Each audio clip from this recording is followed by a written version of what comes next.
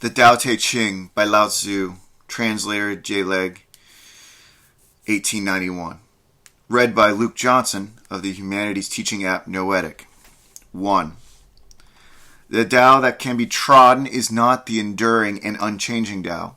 The name that can be named is not the enduring and unchanging name. Conceived of as having no name, it is the originator of heaven and earth. Conceived of as having a name, it is the mother of all things. Always without desire we must be found. If its deep mystery we would sound. But if desire always within us be, its outer fringe is all that we shall see. Under these two aspects, it is really the same, but as development takes place, it receives the different names.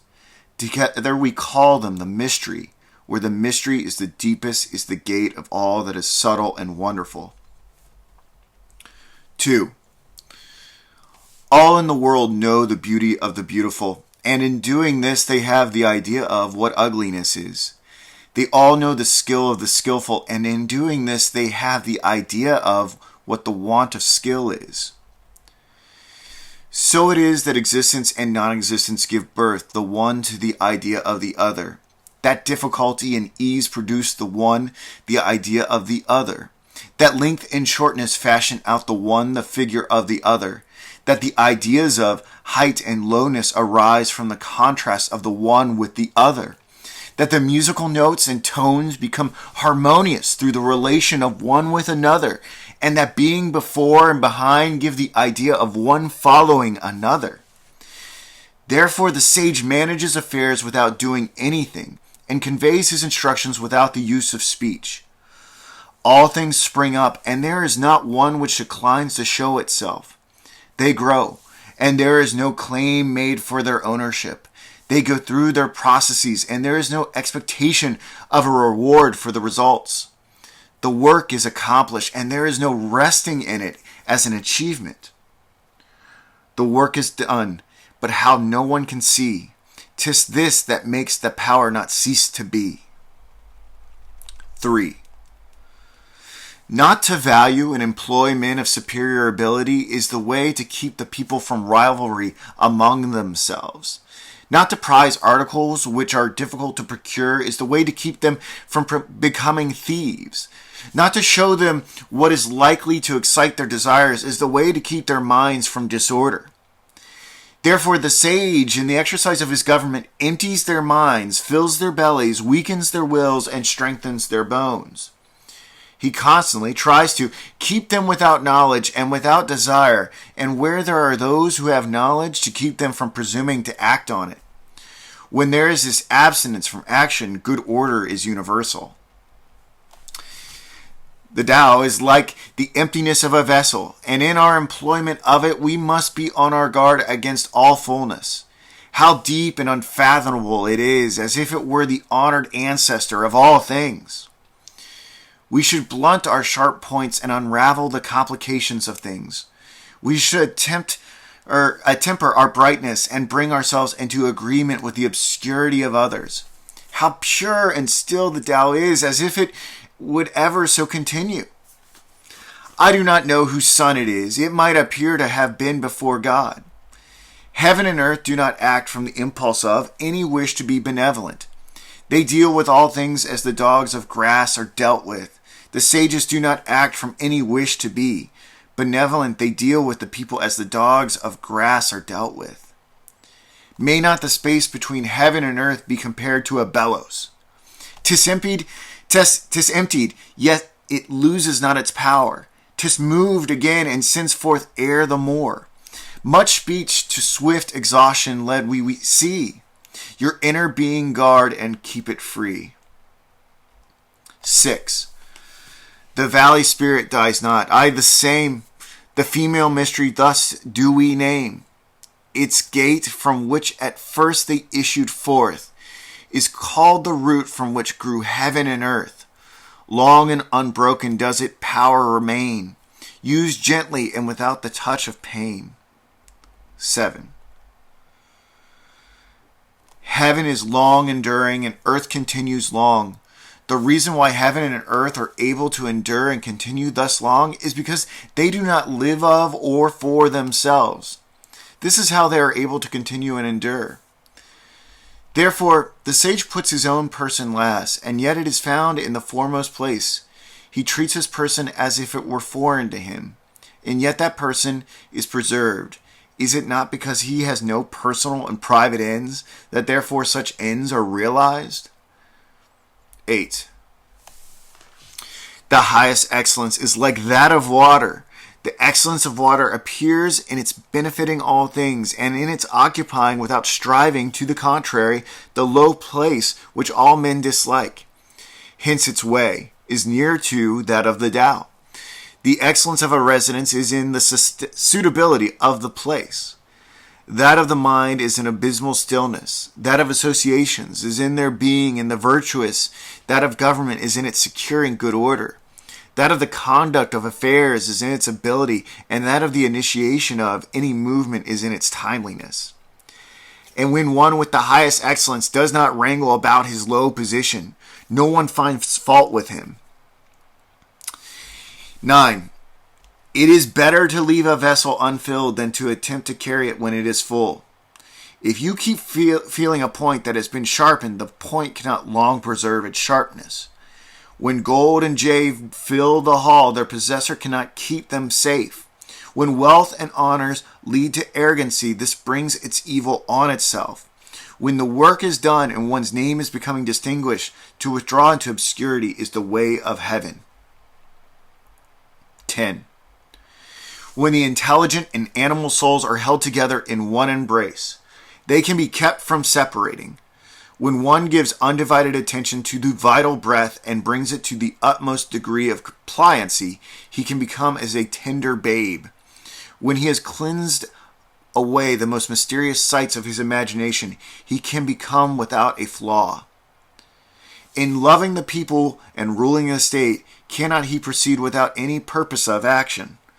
In the opening and shutting of his gates of heavens, cannot he do so as a female bird? While his intelligence reaches in every direction, cannot he appear to be without knowledge? The Tao produces all things and nourishes them. It produces them and does not claim them as its own. It does all and yet does not boast of it. It presides over all and yet does not control them. This is what is called the mysterious quality of the Tao.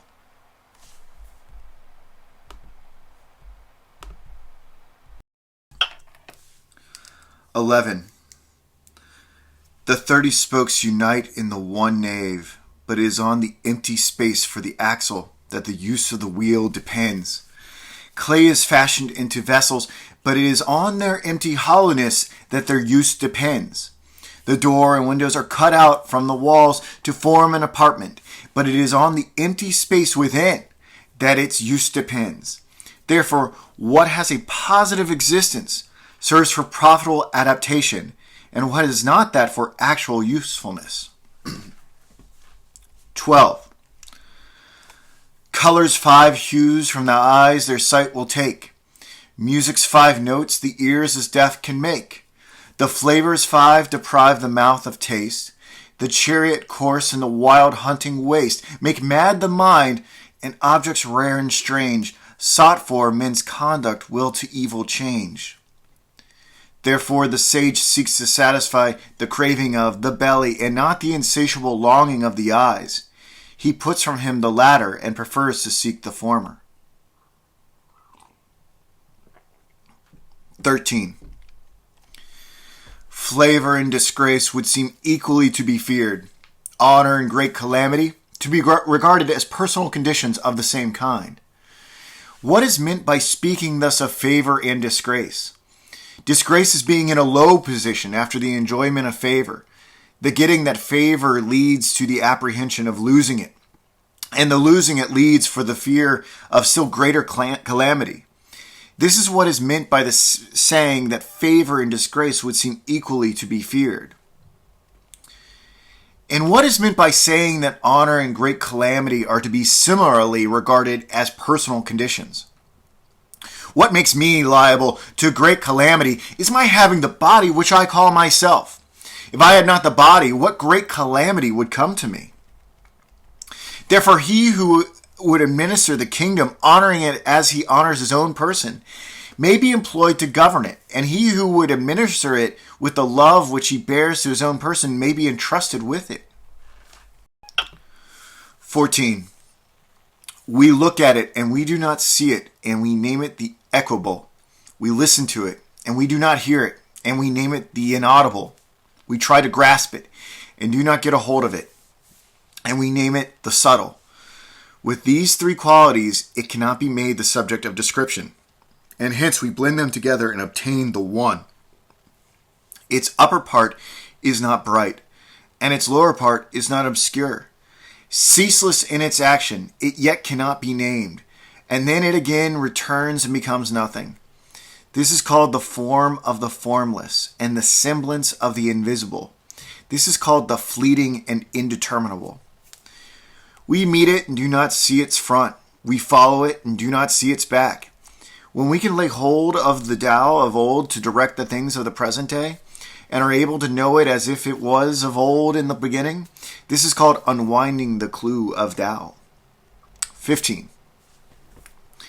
The skillful masters of the Tao in old times, with a subtle and exquisite penetration, comprehended its mysteries, and were deep also so as to elude men's knowledge, as they were thus beyond men's knowledge. I will make an effort to describe of what sort they appeared to be. Shrinking looked they like those who wade through a stream in winter, irresolute like those who are afraid of all around them, grave like a guest in awe of his host, evanescent like ice that is melting away, unpretentious like wood that has not been fashioned into anything, vacant like a valley, and dull like muddy water. Who can make the muddy water clear? Let it be still, and it will gradually become clear. Who can secure the condition of rest? Let movement go on, and the condition of rest will gradually arise. They who preserve that method of the Tao do not wish to be full of themselves. It is through their not being full of themselves that they can afford to seem worn and not appear new and complete. 16. The state of vacancy should be brought to the utmost degree, and that of stillness guarded with unwearying vigor. All things alike go through their processes of activity, and then we see them return to their original state. When things in the vegetable world have displayed their luxuriant growth, we see each of them return to its root. This returning to the root is what we call the state of stillness, and that stillness may be called a reporting that they have fulfilled their appointed end. The report of that fulfillment is the regular, unchanging rule. To know that unchanging rule is to be intelligent. Not to know it leads to wild movements and evil issues. The knowledge of that unchanging rule produces a grand capacity and forbearance, and that capacity and forbearance lead to a community of feeling with all things. From this community of feeling comes a kingliness of character, and he who is king-like goes on to be heaven-like, and that likeness to heaven he possesses the Tao. Possessed of the Tao, he endures long, and to the end of his bodily life is exempt from all danger of decay. 17. In the highest antiquity, the people did not know that there were their rulers. In the next age, they loved and praised them. In the next, they feared them. In the next, they despised them. Thus it was that when faith in the Tao was deficient in the rulers, a want of faith in them ensued in the people. How irresolute did those earliest rulers appear, showing by their reticence the importance which they set upon their words. Their work was done and their undertakings were successful, while the people all said, "We are as we are of ourselves." 18. When the great Tao, way, or method ceased to be observed, benevolence and righteousness came into vogue. Then appeared wisdom and shrewdness, and there ensued great hypocrisy. When harmony no longer prevailed throughout the six kinships, filial sons found their manifestations. When the states and clans fell into disorder, loyal ministers appeared. 19. If we could renounce our sageness and discard our wisdom, it would be better for the people 100-fold. If we could renounce our benevolence and discard our righteousness, the people would again become filial and kindly. If we could renounce our artful contrivances and discard our scheming for gain, there would be no thieves nor robbers. Those three methods of government, thought olden ways and elegance, did fail, and made these names their want of worth to veil. But simple views and courses plain and true, with selfish ends and many lusts eschew.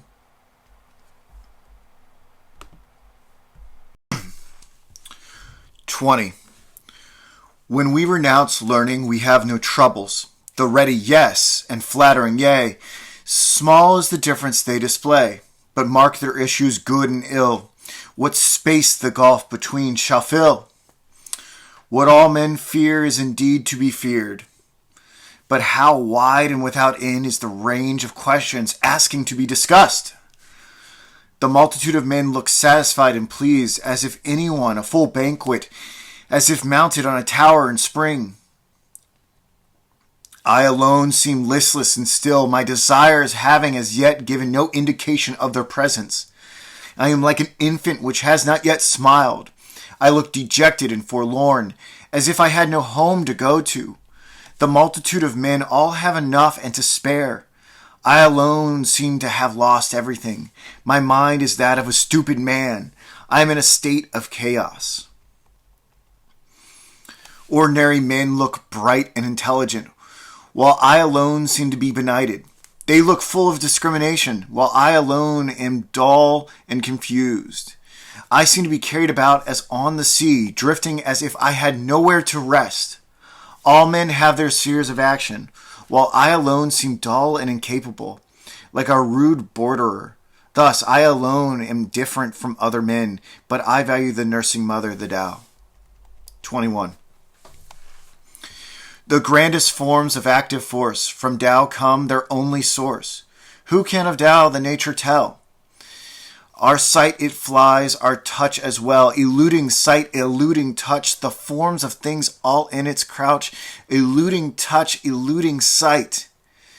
There are their semblances all right.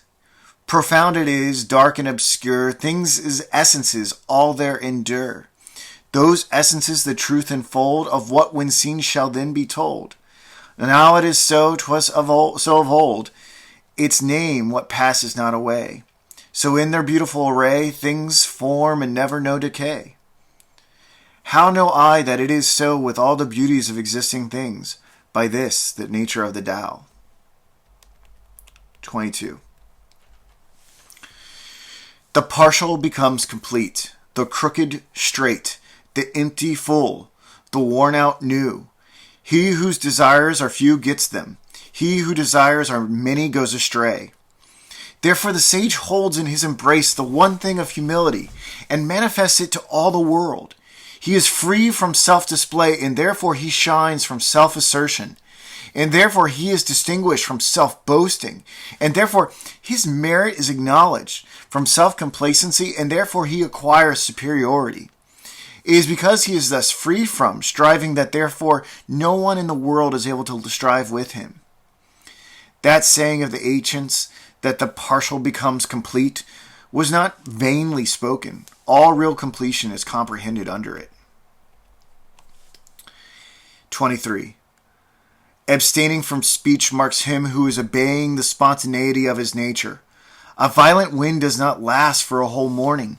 A sudden rain does not last for the whole day. To whom is it that these two things are owing? To heaven and earth.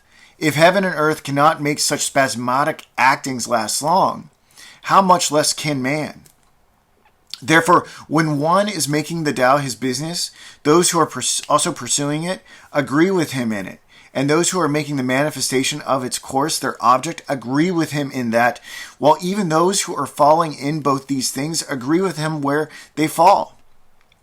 Hence, those with whom he agrees as to the Tao have the happiness of attaining to it. Those with whom he agrees as to its manifestations have the happiness of attaining to it. And those with whom he agrees in their failure have also the happiness of attaining to the Tao. But when there is not faith sufficient on his part, a want of faith in him ensues on the part of the others. 24. He who stands on his tiptoes does not stand firm. He who stretches his legs does not walk easily. So he who displays himself does not shine. He who asserts his own views is not distinguished. He who vaunts himself does not find his merit acknowledged. He who is self-conceited has no superiority allowed to him. Such conditions, viewed from the standpoint of the Tao, are like remnants of food or a tumor on the body which all dislike. Hence, those who pursue the course of the Tao do not adopt and allow them. 25. There was something undefined and complete coming into existence before heaven and earth. How still it was and formless, standing alone and undergoing no change, reaching everywhere and in no danger of being exhausted. It may be regarded as the mother of all things. I do not know its name, and I give it the designation of the Tao, the way or course. Making an effort further to give it a name, I call it the Great. Great it passes on in constant flow. Passing on, it becomes remote. Having become remote, it returns. Therefore the Tao is great. Heaven is great. Earth is great. And the Sage King is also great. In the universe, there are 4 that are great, and the Sage King is one of them. Man takes his law from the earth, and the earth takes its law from heaven. Heaven takes its law from the Tao. The law of the Tao is its being what it is. 26. Gravity is the root of lightness, stillness the ruler of movement. Therefore, a wise prince marching the whole day does not go far from his baggage wagons. Although he may have brilliant prospects to look at, he quietly remains in his proper place, indifferent to them. How should the lord of a myriad chariots carry himself lightly before the kingdom? If he do act lightly, he has lost his root of gravity. If he proceed to active movement, he will lose his throne. The skillful traveler leaves no traces of his wheels or footsteps. The skillful speaker says nothing that can be found fault with or blamed. The skillful reckoner uses no tallies. The skillful closer needs no bolts or bars, while to open what he has shut will be impossible. The skillful binder uses no strings or knots, while to unloose what he has bound will be impossible. In the same way, the sage is always skillful at saving men, and so he does not cast away any man.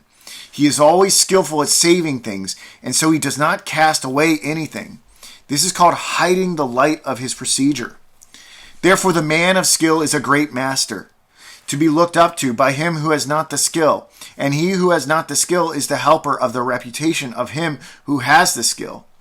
If the one did not honor his master and the other did not rejoice in his helper, an observer, though intelligent, might greatly err about them. This is called the utmost degree of mystery. 28. Who knows his manhood's strength, yet still his feebleness maintains? As to one channel flow the many drains, all come to him, yea, all beneath the sky. Thus he the constant excellence retains, the simple child again, free from all stains. Who knows how white attracts, yet always keeps himself within black shade? The pattern of humility displayed in view of all beneath the sky. He in the unchanging excellence arrayed, endless return to man's first state has made. Who knows how glory shines, yet loves disgrace, nor ever for it is pale? Behold his presence in a spacious veil, to which men come from all beneath the sky. The unchanging excellence completes its tale. The simple infant man in him we hail. The unwrought material, when divided and distributed, forms vessels. The sage, when employed, becomes the head of all the officers of government, and in his greatest regulations he employs no violent measures. If anyone should wish to get the kingdom for himself, and to effect this by what he does, I see that he will not succeed. The kingdom is a spirit-like thing, and cannot be got by active doing. He would so win it, destroys it. He who would hold it in his grasp loses it. The course and nature of things is such that what was in front is now behind. What warmed anon we freezing find. Strength is of weakness oft the spoil. The store in ruins mocks our toil. Hence the sage puts away excessive effort, extravagance, and easy indulgence. 30. He who would assist a lord of men in harmony with the Tao will not assert his mastery in the kingdom by force of arms. Such a course is sure to meet with its proper return. Whatever a host is stationed, briars and thorns spring up. In the sequence of great armies, there are sure to be bad years. A skillful commander strikes a decisive blow and stops. He does not dare, by continuing his operations, to assert and complete his mastery. He will strike the blow, but will be on his guard against being vain or boastful or arrogant in consequence of it. He strikes it as a matter of necessity. He strikes it, but not from a wish for mastery. When things have attained their strong maturity, they become old. This may be said to not be in accordance with the Tao, and what is not in accordance with it soon comes to an end. 31. Now arms, however beautiful, are instruments of evil omen, hateful, it may be said, to all creatures. Therefore they who have the Tao do not like to employ them. The superior man ordinarily considers the left hand the most honorable place, but in time of war the right hand. Those sharp weapons are instruments of evil omen, and not the instruments of the superior man. He uses them only on the compulsion of necessity. Calm and repose are what he prizes. Victory by force of arms is to him undesirable. To consider this desirable would be to delight in the slaughter of men, and he who delights in the slaughter of men cannot get his will in the kingdom. On occasions of festivity, to be on the left hand is the prized position. On occasions of mourning, the right hand. The second in command of the army has his place on the left. The general commanding in chief has his own on the right. His place, that is assigned to him as in the rites of mourning. He who has killed multitudes of men should weep for them with the bittersweet grief, and the victor in battle has his place rightly according to those rites. 32. The Tao, considered as unchanging, has no name. Though in its primordial simplicity it may be small, the whole world dares not deal with one embodying it as a minister. If a feudal prince or the king could guard and hold it, all would spontaneously submit themselves to him. Heaven and earth, under its guidance, unite together and send down the sweet dew, which without the directions of men reaches equally everywhere as of its own accord. As soon as it proceeds to action, it has a name. When it once has that name, men can know to rest in it. When they know to rest in it, they can be free from all risk of failure and error. The relation of the Tao to all the world is like that of the great rivers and seas to the streams from the valleys. 33. He who knows other men is discerning. He who knows himself is intelligent. He who overcomes others is strong. He who overcomes himself is mighty. He who is satisfied with his lot is rich. He who goes on acting with energy has a firm will. He who does not fail in the requirements of his position continues long.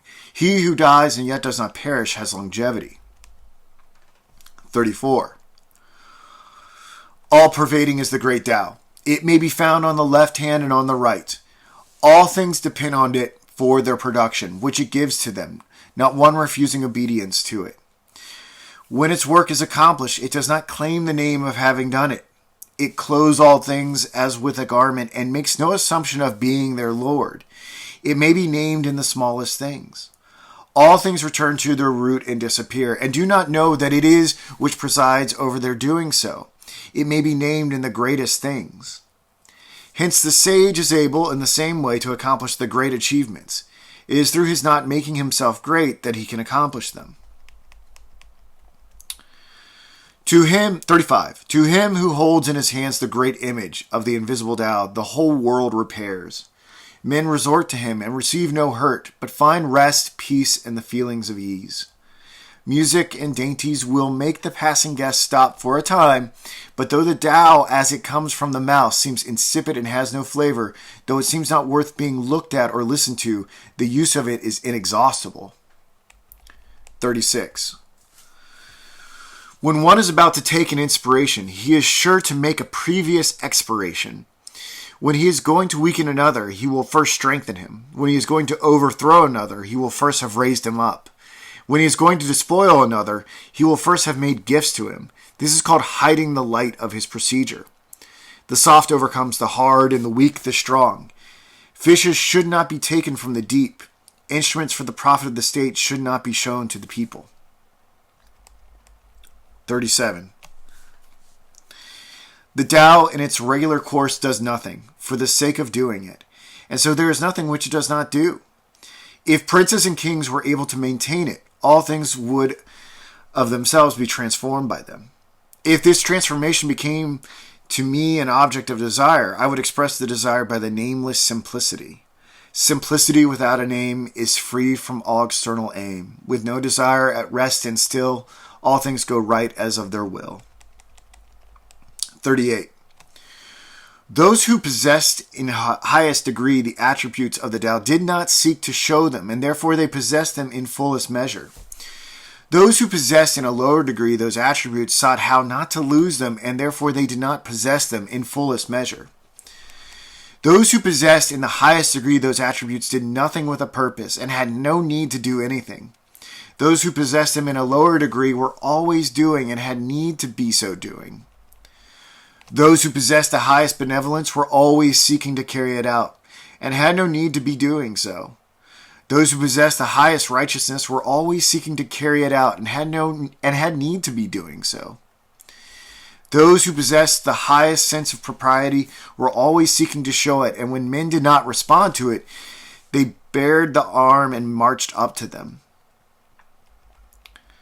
Thus it was that when the Tao was lost, its attributes appeared. When its attributes were lost, benevolence appeared. When benevolence was lost, righteousness appeared. And when righteousness was lost, the proprietaries appeared.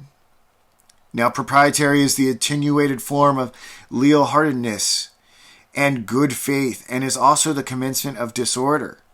Swift apprehension is only a flower of the Tao, and is the beginning of stupidity. Thus it is that the great man abides by what is solid, and eschews what is flimsy, dwells with the fruit and not with the flower. It is thus that he puts away the one and makes choice of the other. 39. The things which form of old have got the one, the Tao, are heaven which by it is bright and pure, earth rendered thereby firm and sure, spirits with powers by it supplied, valleys kept full throughout their void, all creatures which through it do live, princes and kings who from it get, the model which to all they give.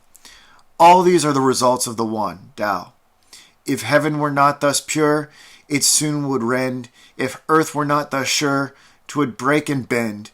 Without these powers, the spirit soon would fail. If not so filled, the drought would parch each vale. Without that life, creatures would pass away.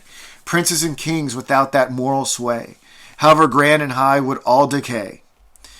Thus it is that dignity finds its firm root in its previous meanness, and what is lofty finds its stability in the lowness from which it rises. Hence princes and kings call themselves orphans, men of small virtue, and as carriages without a nave. Is not this an acknowledgment that in their considering themselves mean, they see the foundation of their dignity? So it is that in the enumeration of the different parts of a carriage, we do not come on what makes it answer the ends of a carriage. They do not wish to show themselves elegant looking as jade, but prefer to be coarse looking as an ordinary stone. 40. The movement of the Tao by contraries proceeds, and weakness marks the course of Tao's mighty deeds. All things under heaven sprang from it as existing and named. That existence sprang from it as non-existent and not named. 41. Scholars of the highest class, when they hear about the Tao, earnestly carry it into practice. Scholars of the middle class, when they have heard about it, seem now to keep it and now to lose it. Scholars of the lowest class, when they have heard about it, laugh greatly at it. If it were not thus laughed at, it would not be fit to be the Tao. Therefore, the sentence makers have thus expressed themselves. The Tao, when brightest seen, seems light to lack. Who progress in it makes, seems drawing back. Its even way is like a rugged track. Its highest virtue from the veil doth rise. Its greatest beauty seems to offend the eyes. And he has most whose lot the least supplies. Its firmest virtue seems but poor and low. Its solid truth seems changed to undergo. Its largest square doth yet no corner show. A vessel great it is the slowest made. Loud is its sound, but never word it said. A semblance great, the shadow of a shade. The Tao is hidden and has no name, but it is the Tao which is skillful at imparting to all things what they need and making them complete. 42. The Tao produced one, one produced two, two produced three, three produced all things. All things leave behind them the obscurity out of which they have come, and go forward to embrace the brightness into which they have emerged, while they are harmonized by the breath of vacancy. What men dislike is to be orphans, to have little virtue, to be as carriages without knaves, and yet these are the designations which kings and princes use for themselves. So it is that some things are increased by being diminished, and others are diminished by being increased. What other men thus teach, I also teach. The violent and strong do not die their natural death. I will make this the basis of my teaching. 43. The softest thing in the world dashes against and overcomes the hardest. That which has no substantial existence enters where there is no crevice. I know hereby what advantage belongs to doing nothing with a purpose. There are few in the world who attain to the teaching without words, and the advantage arising from non-action. 44. Or fame or life, which do you hold more dear? Or life or wealth, to which would you adhere? To keep life and lose those other things. Keep them and lose your life, which brings sorrow and pain more near. Thus we may see who cleaves to fame, rejects what is more great, who loves large stores, gives up the richer state. Who is content, needs fear no shame, who knows to stop, incurs no blame. From danger free, long live shall he. 45. Who thinks his great achievements poor, shall find his vigor long endure. Of greatest fullness deemed devoid, exhaustion never shall stem the tide. Do thou what straight still crooked deem, thy greatest art still stupid seem, and eloquence a stammering scream. Constant action overcomes cold, being still overcomes heat. Purity and stillness give the correct law to all under heaven.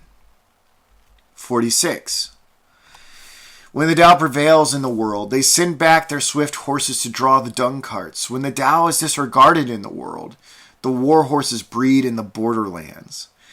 There is no guilt greater than to sanction ambition, no calamity greater than to be discontented with one's lot, no fault greater than the wish to be getting. Therefore, the sufficiency of contentment is an enduring and unchanging sufficiency. 47. Without going outside his door, one understands all that takes place under the sky. Without looking out from his window, one sees the Tao of heaven. The farther that one goes out from himself, the less he knows. Therefore, the sages got their knowledge without traveling, gave their right names to things without seeing them, and accomplished their ends without any purpose of doing so. 48. He who devotes himself to learning seeks from day to day to increase his knowledge. He who devotes himself to the Tao seeks from day to day to diminish his doing. He diminishes it and again diminishes it till he arrives at doing nothing on purpose. Having arrived at this point of non-action, there is nothing which he does not do. He who gets at his own all under heaven does so by giving himself no trouble with that end. If one takes trouble with that end, he is not equal to getting as his own all under heaven. 49. The sage has no invariable mind of his own. He makes the mind of the people his mind. To those who are good to me, I am good, and to those who are not good to me, I am also good, and thus all get to be good. To those who are sincere with me, I am sincere, and to those who are not sincere with me, I am also sincere, and thus all get to be sincere. The sage has in the world an appearance of indecision, and keeps his mind in a state of indifference to all. The people all keep their eyes and ears directed to him, and he deals with them all as his children. 50. Men come forth and live, they enter again and die. Of every 10, 3 are ministers of life to themselves, and 3 are ministers of death. There are also 3 in every 10 whose aim is to live, but whose movements tend to the land or place of death. And for what reason? Because of their excessive endeavors to perpetuate life? But I have heard that he who is skillful in managing the life entrusted to him for a time travels on the land without having to shun rhinoceros or tiger, and enters a host without having to avoid buff coat or sharp weapon. The rhinoceros finds no place in him into which to thrust its horn, nor the tiger a place in which to fix its claws, nor the weapon a place to admit its point. And for what reason? Because there is in him no place of death. 51. All things are produced by the Tao and nourished by its outflowing operation. They receive their forms according to the nature of each and are completed according to the circumstances of their condition. Therefore, all things without exception honor the Tao and exalt its outflowing operation. This honoring of the Tao and exalting of its operation is not the result of any ordination, but always a spontaneous tribute. Thus it is that the Tao produces all things, nourishes them, brings them to their full growth, nurses them, completes them, matures them, maintains them, and overspreads them. It produces them and makes no claim to the possession of them. It carries them through their processes and does not vaunt its ability in doing so. It brings them to maturity and exercises no control over them. This is called its mysterious operation. 52. The Tao which originated all under the sky is to be considered as the mother of them all. When the mother is found, we know what her children should be. When one knows that he is his mother's child and proceeds to guard the qualities of the mother that belong to him to the end of his life, he will be free from all peril. Let him keep his mouth closed and shut up the portals of his nostrils, and all his life he will be exempt from laborious exertion. Let him keep his mouth open and spend his breath in the promotion of his affairs, and all his life there will be no safety for him. The perception of what is small, the secret of clear-sightedness, the guarding of what is soft and tender is the secret of strength. Who uses well his light, reverting to its source so bright, will from his body ward all blight, and hides the unchanging from men's sight. 53. If I were suddenly to become known and put into a position to conduct a government according to the Great Tao, what I should be most afraid of would be a boastful display. The Great Tao or way is very level and easy, but people love the byways. Their courtyards and buildings shall be well kept, but their fields shall be ill cultivated and their granaries very empty. They shall wear elegant and ornamented robes, carry a sharp sword at their girdle, pamper themselves in eating and drinking, and have a superabundance of property and wealth. Such princes may be called robbers and boasters. This is contrary to the Tao, surely. 54. What Tao's skillful planter plants can never be uptorn. What his skillful arms enfold from him can never be born.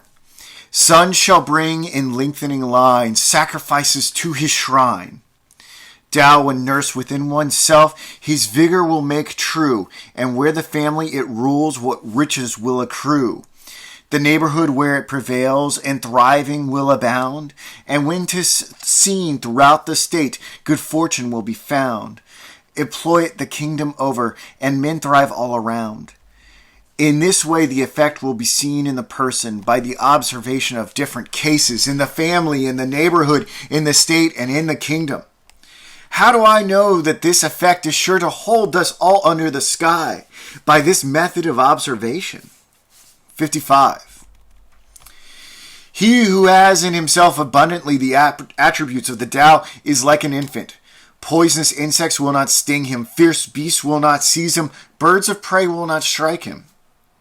The infant's bones are weak and its sinews soft, but yet its grasp is firm. It knows not yet the union of male and female, and yet its virile member may be excited, showing the perfection of its physical essence.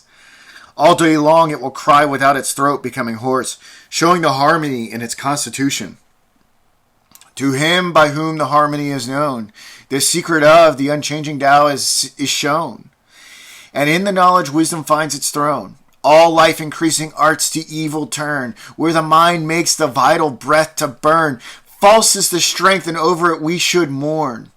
When things have become strong, they then become old, which may be said to be contrary to the Tao.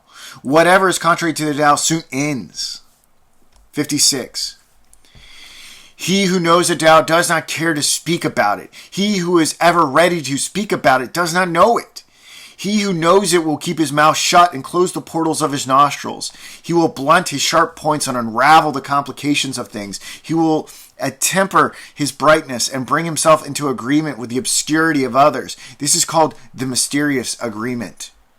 Such an one cannot be treated familiarly or distantly. He is beyond all consideration of profit or injury, of nobility or meanness. He is the noblest man under heaven. 57. A state may be ruled by the measures of correction. Weapons of war may be used with crafty dexterity, but the kingdom is made one's own only by the freedom from action and purpose. How do I know that it is so? By these facts, in the kingdom, the multiplication of prohibitive enactments increases the poverty of the people. The more implements to add to the profit that the people have, the greater disorder is there in the state and clan. The more acts of crafty dexterity that men possess, the more do strange contrivances appear. The more display there is of legislation, the more thieves and robbers there are. Therefore, a sage has said, I will do nothing of purpose, and the people will be transformed of themselves. I will be fond of keeping still, and the people will of themselves become correct. I will take no trouble about it, and the people will of themselves become rich. I will manifest no ambition, and the people will of themselves attain to primitive simplicity. 58. The government that seems the most unwise, oft goodness to the people best supplies. That which is meddling, touching everything, will work but ill the disappointment bring. Misery, happiness is to be found by its side. Happiness, misery lurks beneath it. Who knows what either will come to in the end? Shall we then dispense with correction? The method of correction shall by a turn become distortion, and the good in it shall by a turn become evil. The delusion of the people on this point has indeed subsisted for a long time. Therefore the sage is like a square which cuts no one with its angles, like a corner which injures no one with its sharpness. He is straightforward but allows himself no license. He is bright but does not dazzle. 59. For regulating the human in our constitution and rendering the proper service to the heavenly, there is nothing like moderation. It is only by this moderation that there is effected an early return to man's normal state. The early return is what I call the repeated accumulation of the attributes of the Tao. With that repeated accumulation of those attributes, there comes the subjugation of every obstacle to such return. Of this subjugation, we know not what shall be the limit, and when one knows not what the limit shall be, he may be the ruler of a state. He who possesses the mother of the state may continue long. His case is like that of the plant, of which we say that its roots are deep and its flower stalks firm. This is the way to secure that its enduring life shall long be seen. 60. Governing a great state is like cooking small fish. Let the kingdom be governed according to the Tao, and the manes of the departed will not manifest their spiritual energy. It is not that those manes have not that spiritual energy, but it will not be employed to hurt men. It is not that it could not hurt men, but neither does the ruling sage hurt them. When these two do not injuriously affect each other, their good influences converge in the virtue of the Tao. 61. What makes a great state is its being like a low-lying, down-flowing stream. It becomes the center to which tend all the small states under heaven. To illustrate from the case of all females, the female always overcomes the male by her stillness. Stillness may be considered a sort of abasement. Thus, it is that a great state, by condescending to small states, gains them for itself, and that small states, by abasing themselves to a great state, win it over to them. In the one case, the abasement lends to gaining adherence, in the other case, to procuring favor. The great state only wishes to unite men together and nourish them. A small state only wishes to be received by and to serve the other. Each gets what it desires, but the great state must learn to abase itself. 62. Tao has of all things the most honored place. No treasures give good men to so rich a grace. Bad men its guards, and doth their ill efface. Its admirable words can purchase honor. Its admirable deeds can raise their performer above others. Even men who are not good are not abandoned by it. Therefore, when the sovereign occupies his place as the Son of Heaven, and he has appointed his three ducal ministers through a prince, were to send in a round symbol of rank large enough to fill both the hands, and that as the precursor of the team of horses in the courtyard. Such an offering would not be equal to a lesson of this Tao, which one might present on his knees. Why was it that the ancients prized this Tao so much? Was it not because it could be got by seeking for it, and the guilty could escape from the stain of their guilt by it? This is the reason why all under heaven consider it the most valuable thing. 63. It is the way of the Tao to act without thinking of, acting to conduct affairs without feeling the trouble of them, to taste without discerning any flavor, to consider what is small as great and as few as many, and to recompense injury with kindness. The master of it anticipates things that are difficult while they are easy, and does things that would become great while they are small. All difficult things in the world are sure to arise from a previous state in which they were easy, and all great things from one in which they were small. Therefore the sage, while he never does what is great, is able on that account to accomplish the greatest things. He who lightly promises is sure to keep but little faith. He who is continually thinking things easy is sure to find them difficult. Therefore the sage sees difficulty even in what seems easy, so never has any difficulties.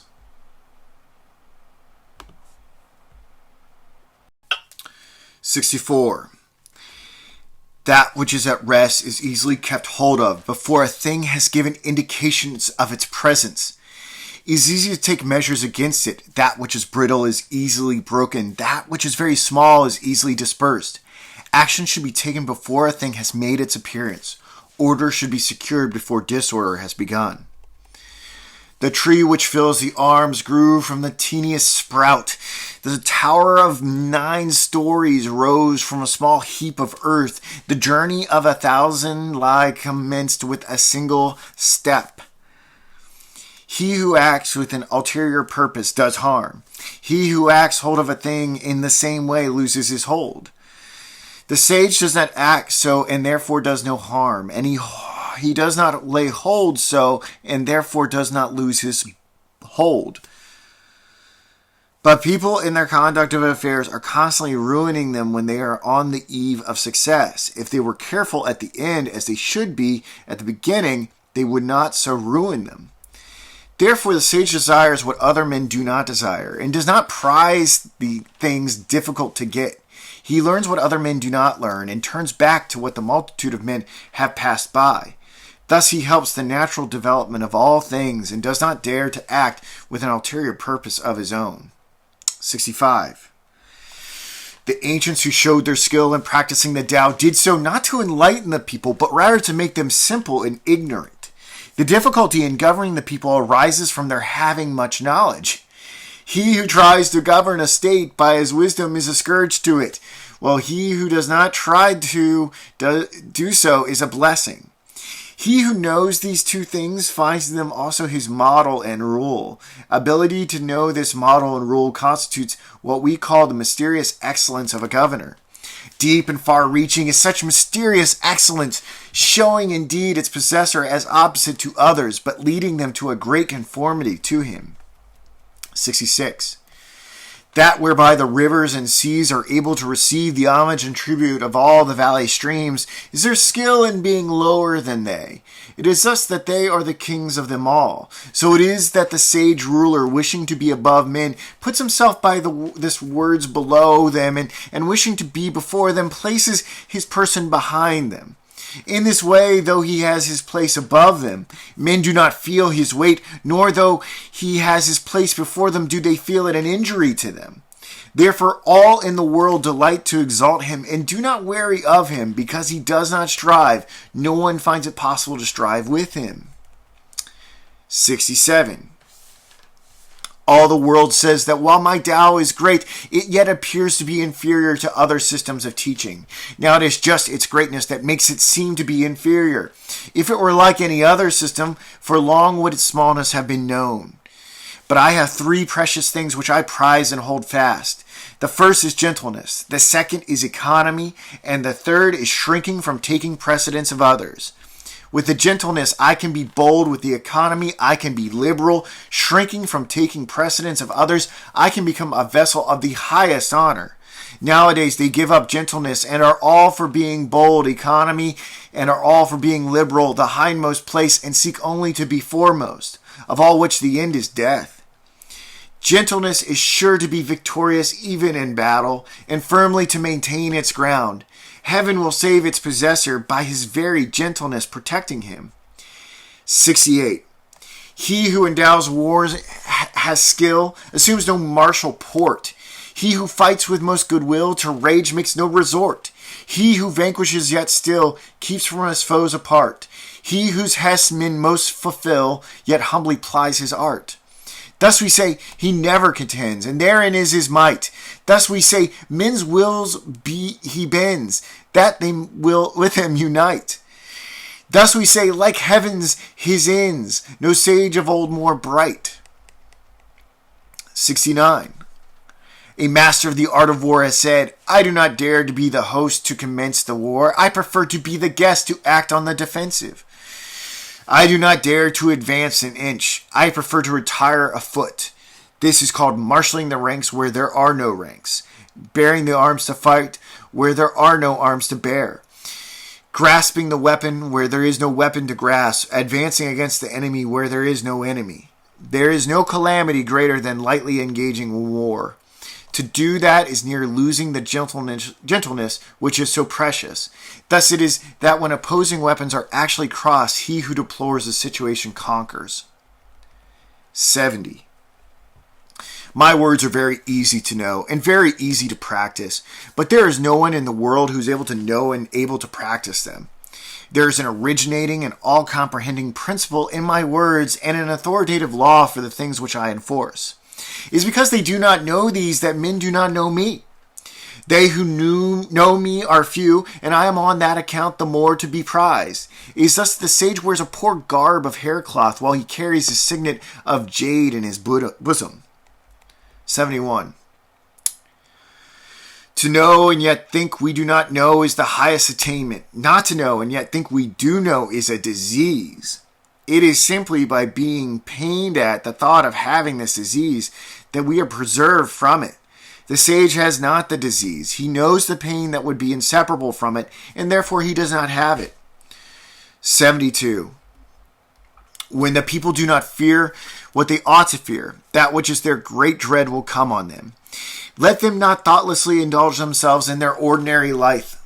Let them not act as if weary of what the life depends on. It is by avoiding such indulgence that such weariness does not arise. Therefore the sage knows these things of himself, but does not parade his knowledge, loves but does not appear to set a value on himself, and thus he puts the latter alternative away and makes choice of the former. 73. He whose boldness appears in his daring to do wrong in defiance of the laws is put to death. He whose boldness appears in his not daring to do so lives on. Of these two cases, the one appears to be advantageous and the other to be injurious. But when heaven's anger smites a man, who the cause shall truly scan? On this account, the sage feels a difficulty as to what to do in the former case. It is the way of heaven not to strive, and yet it skillfully overcomes not to speak, and yet it is skillful in obtaining a reply, does not call, and yet men come to it of themselves. Its demonstrations are quiet, and yet its plans are skillful and effective. The meshes of the net of heaven are large, far apart, but letting nothing escape.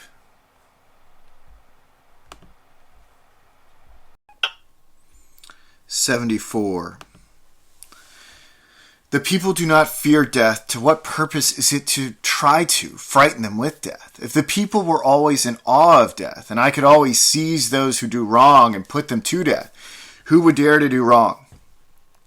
There is always one who presides over the infliction of death. He would inflict death in the room of him who so presides over it may be described as hewing wood instead of a great carpenter.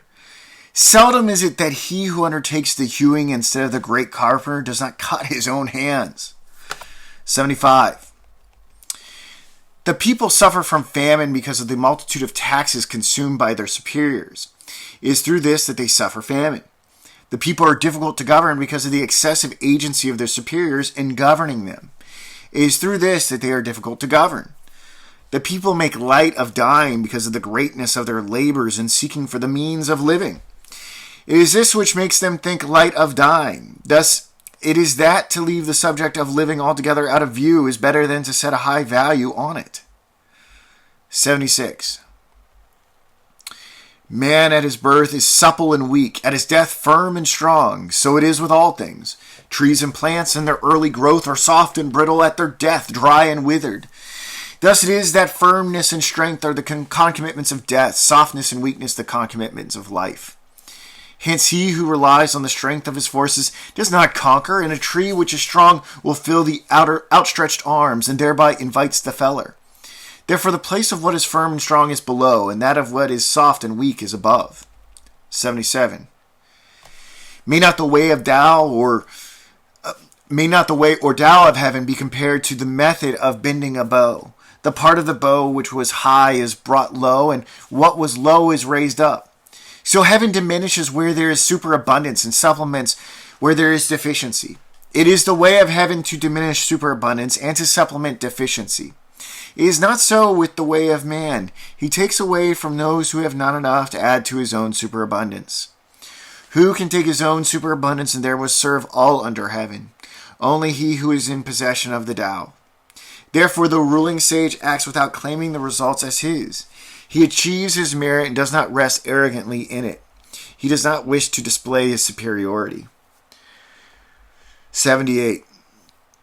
There is nothing in the world more soft and weak than water, and yet for attacking things that are firm and strong, there is nothing that can take precedence of it. For there is nothing so effectual for which it can be changed. Everyone in the world knows that the soft overcomes the hard and the weak the strong, but no one is able to carry it out in practice.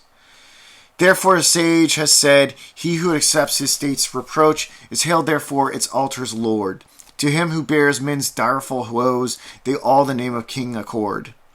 Words that are strictly true seem to be paradoxical. 79. When a reconciliation is effected between two parties, after a great animosity, there is sure to be a grudge remaining in the mind of the one who is wrong. And how can this be beneficial to the other? Therefore, to guard against this, the sage keeps the left-hand portion of the record of the engagement, and does not insist on the speedy fulfillment of it by the other party. So he who has the attributes of the Tao regards only the conditions of the engagement, while he who has not those attributes regards only the conditions favorable to himself. In the way of heaven, there is no partiality of love. It is always on the side of the good man. 80.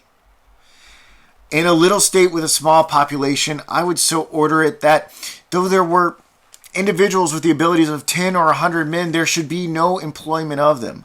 I would make the people, while looking on death as a grievous thing, yet not remove elsewhere to avoid it.